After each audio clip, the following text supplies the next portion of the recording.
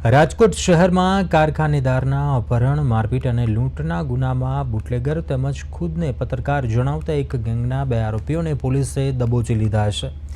આ કેસમાં પત્રકાર તરીકે ઓળખાતા પ્રતીક ચંદારાણા અને બીજા એક સાગરીતની ધરપકડ કરાઈ છે। આરોપીઓએ કારખાનેદારનું પહેલા અપહરણ કર્યું અને પછી તેની સાથે માર મારી લૂંટ ચલાવી। આ સમગ્ર ઘટનામાં આરોપીઓ પત્રકાર હોવાનો ઢોંગ કરી ભય ફેલાવતા હતા અને ઓળખનો દુરુપયોગ કરતા હતા।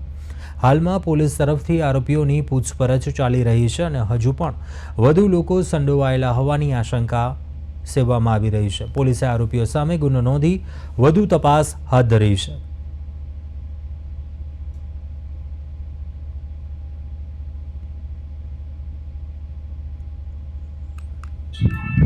ગઈકાલ તારીખ 4 તારીખને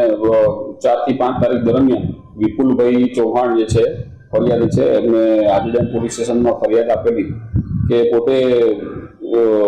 સિવિલ હોસ્પિટલમાં દાખલ હતા અને હોસ્પિટલમાં જ ફરિયાદ આપેલી કે ગઈ તારીખ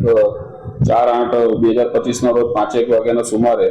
એ ભરત પટેલના કારખાને મજૂરી કામ કરે છે ત્યાં ગયેલા અને ત્યારબાદ તેની પર વોટ્સઅપ કોલ આવેલો કે બચાવી લેજો નહીં તો બચીને રહેજે નહીં તો તને મારી નાખીશ એવો પ્રતીક ચંદ્રાણાનો ફોન આની પર આવેલો અને એના અનુસંધાને એ પછી ચા પીવા ગયેલા અને પછી ચા પીતા હતા એ દરમિયાન એક બોલેરો પિકઅપ ગાડી બીજો નંબર 03NF711 વાળી ગાડીમાં પ્રતીક ચંદ્રાણા તથા એના માણસો આવેલા અને તેને લોખંડની પાઇપ વડે માથામાં માર મારવા લાગેલા અને ઈજાઓ ગંભીર કરેલી અને એના અનુસંધાને તેને ટાંકા આવેલા અને ટાંકા દરમિયાન એ પ્રતીક ચંદ્રાણા આરોપીએ પોતે પોતાની રીતે સારવાર કરેલી અને ત્યારબાદ તેને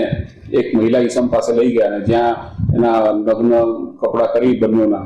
અને વિડીયો ક્લિપ ઉતારેલી।